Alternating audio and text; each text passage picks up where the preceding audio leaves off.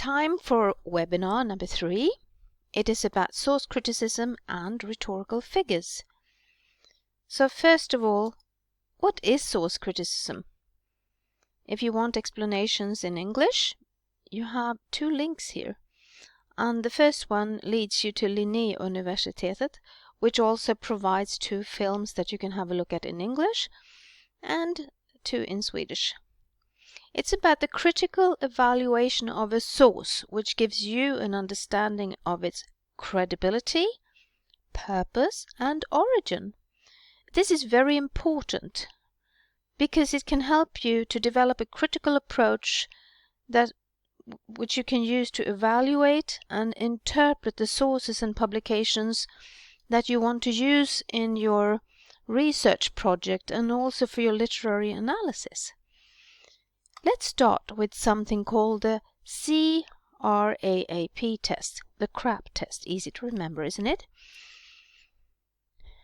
They stand for C, currency, R, relevance, A, authority, A, accuracy, and P, purpose.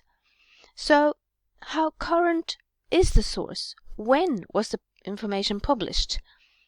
And what is the relevance of this source to your topic?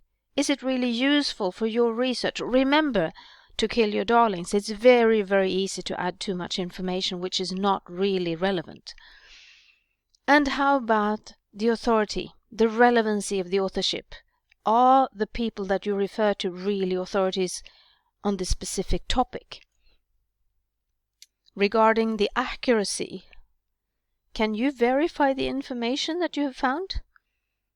And the purpose. What is the reason that this information exists? Here is another model.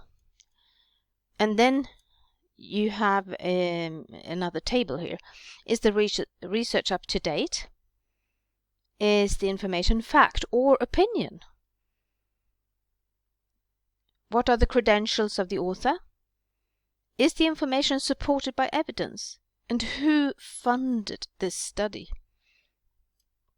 I suggest that you stop the video and have a look and check with your sources that you have found. Here is an example of a source evaluation chart that you can use. It will help you to see clearly what you're doing, and then you can remove the things that you don't like and keep the ones that are reliable. To make it even easier, who is saying what, to whom, why, and when? So you can start off with these 5 questions. Who is saying it or claiming it? What is being said? Who is the target audience?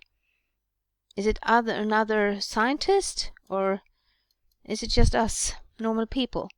What is the purpose of saying it? Are they trying to convince you about something? When is it being said? Regarding who is saying it, is this an explicit author or publisher? Try to estimate the authority in your particular field. If there is an author or editor, is the person well known in their field? Is it a researcher, a journalist, or just somebody who likes writing a blog? Is the author or editor connected to a college or university? Has he or she published anything else? Is he or she quoted anywhere else? Is the information about the author, the editor, or some research that has been made?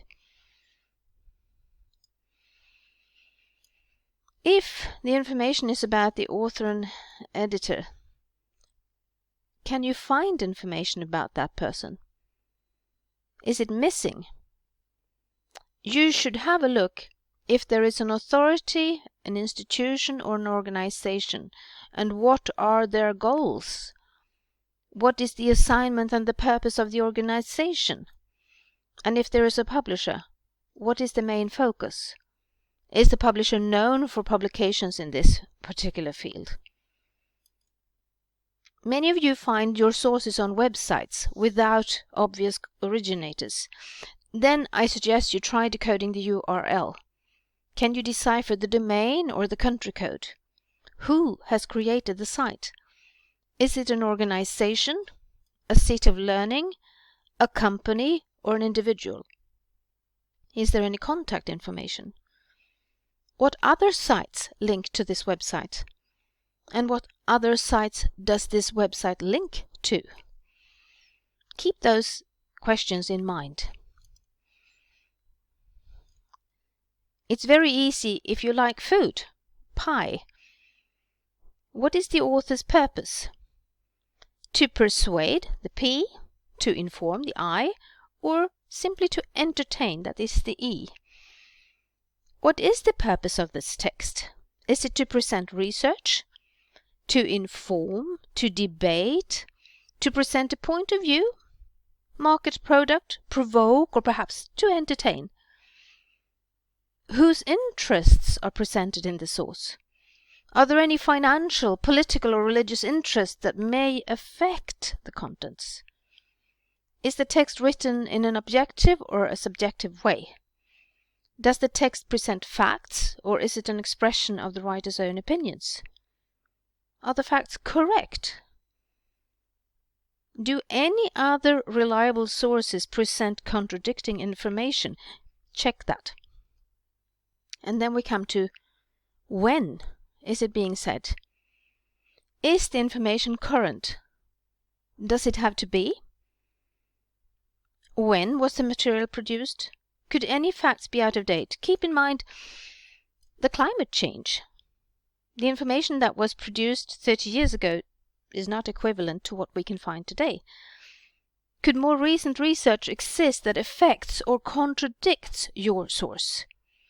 Is the material limited to a certain period of time? Is there a newer edition? Check the year of publication, or if it is a website, when the information was updated. And keep in mind, has the society changed since the text was written? Do you think this could affect the way a historical event is described? If you have found the information online, check carefully if it's an unchangeable source, such as an e-book, a report, a journal article, dissertation, or a thesis, or if your source is found on a website that can be changed or removed.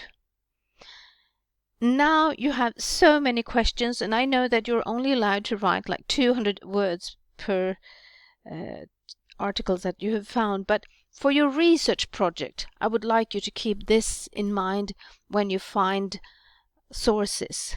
Make sure that you go to ResearchGate or Google Scholar, or if you have access to other sources that are scientific, so you don't refer to Wikipedia or a friend, or that you try to do research by yourself, because you're not yet scholars. You may become scholars, but you cannot refer to yourself in the results part at all. You need to find credible sources. So I wish you the best of luck with this.